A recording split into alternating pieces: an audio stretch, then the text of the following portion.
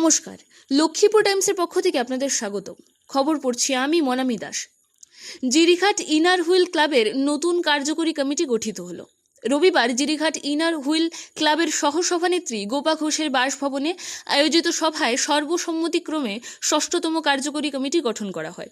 উক্ত কমিটিতে সভানেত্রী অপর্ণা দেব, সহসভানেত্রী পদে গোপা ঘোষ, সম্পাদিকা মন্টি রায়, আইএসও ঝুমা চক্রবর্তী, হিসেব নিরীক্ষক রূপালী দাস ও কোষাধ্যক্ষ পদে রত্নাবলী দেকে মনোনীত করা হয়। উক্ত কমিটি গঠন সভায় প্রধান অতিথি হিসেবে উপস্থিত ছিলেন জিরিবাম জিরি কলেজের অধ্যাপিকা তথা বিশিষ্ট লেখিকা ডক্টর সুপর্ণা ভট্টাচার্য এবং বিশেষ অতিথি হিসেবে উপস্থিত ছিলেন জিরিঘাট জিপি সভাপতি শান্তনু চৌধুরী, পান্না পাল, সন্দীপ ধর, বাপ্পা সেন, কৃপাময় দেব ও শিলচর ইনার ক্লাবের উপদেষ্টা মিনু চৌধুরী ও শিল্পী ঘোষ। প্রত্যেক বক্তাই বক্তব্য রাখতে গিয়ে ক্লাবের বিগত দিনের কাজকর্মের ভূয়সী প্রশংসা করেন।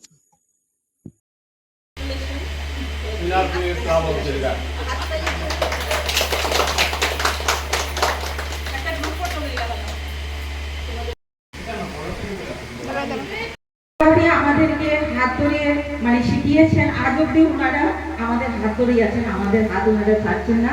যখন খুশি আমরা ওনাদের কাছে হেল্প চাই, ওনারা আমাদেরকে হেল্প করছেন। আজকে এখানে এসে এই শিল্পী ঘোষ মহাশয়া আমাদের জিরিঘাট ইনার হুইল ক্লাবকে ৫,০০০ টাকা উপহার দিয়েছেন। তো আপনাদের কাছে অনুরোধ, আপনারা জোরদার একটু হাততালি দেবেন। এর সুযোগ বিভিন্ন তুলনা হয় না। আর ইনার হুইল সম্বন্ধে আজকে যখন আমাদের এখানে আমাদের সৌভাগ্য দিদি এখানে এসেছেন, তো ওনাদের কাছ থেকে আমরা একটু কিছু শুনবো। এই আশা রেখে আমার বক্তব্য আমি এখানে শেষ করছি। ধন্যবাদ। সবাইকে ধন্যবাদ, ওদের মূল্যবান সময় দিয়েছেন আমাদের ক্লাবে। আমি কি বলবো বুঝে উঠতে পারছি না।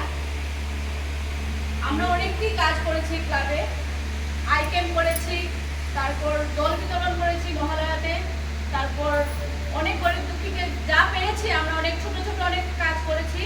আর আশা করবো ভবিষ্যতেও যাতে আমরা অনেক কাজ করতে পারি আপনাদের আশীর্বাদে। আপনারা আমাদের সঙ্গে থাকবেন। আর কি বলবো, এই বলেই আমার বক্তব্য শেষ করছি।